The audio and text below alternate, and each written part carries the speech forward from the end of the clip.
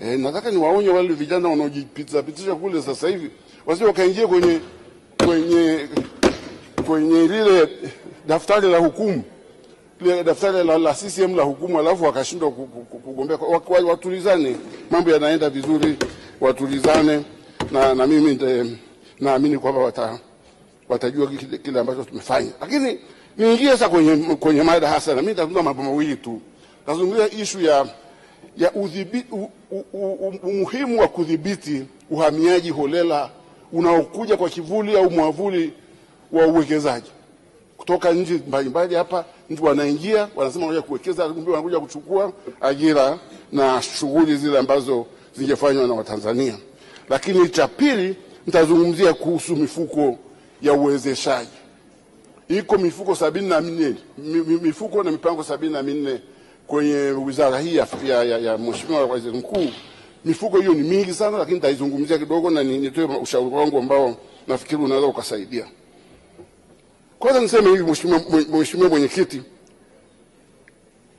kuna siku za karibuni tumeona kwamba kuna raia kutoka nchi tunazozifahamu ambao wameingia mjini na kuanza kufanya shughuli za uzalishaji na za biashara ambazo kwa scale yake, kwa uhitaji wa mitaji yake, kusema kweli sio shughuli za kufanya na wageni, shughuli za kufanywa na Watanzania.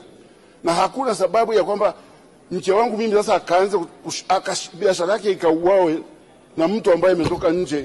Tunawekeza kwa nia ya kwamba watu wa Tanzania wazawa na wale ambao ni wazalendo waweze kuingia kwenye biashara, wafanye pesa, watengeneze pesa na fedha hiyo ibaki hapa nchini. Lakini shughuli hizi za uchuzi ambazo zinafanywa na watu wa nje na wanakuja kwa kasi kubwa, ambao bahati mbaya au nzuri wao wanajiunga na mnyororo wa uzalishaji kwenye nchi zao, kwa hiyo wanajua bei zile zilivyo, kwa hiyo wanazileta zile, na naamini kwamba kuna ukiukwaji wa kutokulipa kodi, kuna kutokulipa kodi kwingi kwenye hivi bidhaa ambazo zinaingia na zinaenda kwenye mnyororo ule wale watu wenyewe. Kwa hiyo inakuwa ni vigumu sana hata kwa TRA kuweza kudhibiti. Kwa hiyo mimi naomba hivi kwamba zile mamlaka ambazo zinahusika, TIC na Wizara ya Mambo ya Ndani na uhamiaji, watu wa uhamiaji watafute namna ya kuweza kudhibiti masuala haya, kwa sababu mpaka kule kwenye vijiji watu wanafanya kamari. Mtu anafanya kamari, mtu kutoka nje, it's not acceptable kusema kweli. Na mimi naona kwamba ni watu watumie uzalendo tu, hata kama ni sheria, lakini kama uzalendo ukizingatiwa, naamini hawa watu wanaofanya biashara na shughuli ambazo zitafanywa na watu wetu zitakuwa zinaisha. Mheshimiwa Mwenyekiti, sasa nirudi kwenye swala zima la mifuko. Hii mifuko na programu za kuwezesha ambazo ziko chini ya NEC, ile National Economic Empowerment Council.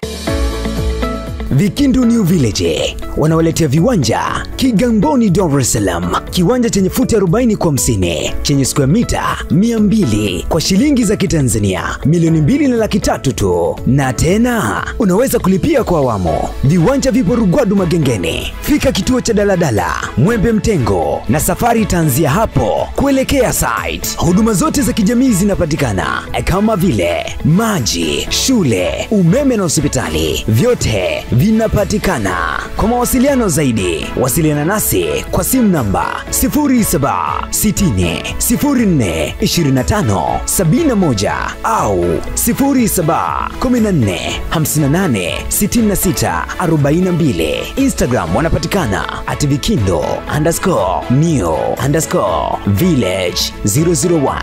Ukiwaza kiwanja, waza Vikindu New Village. Kiboko kabisa.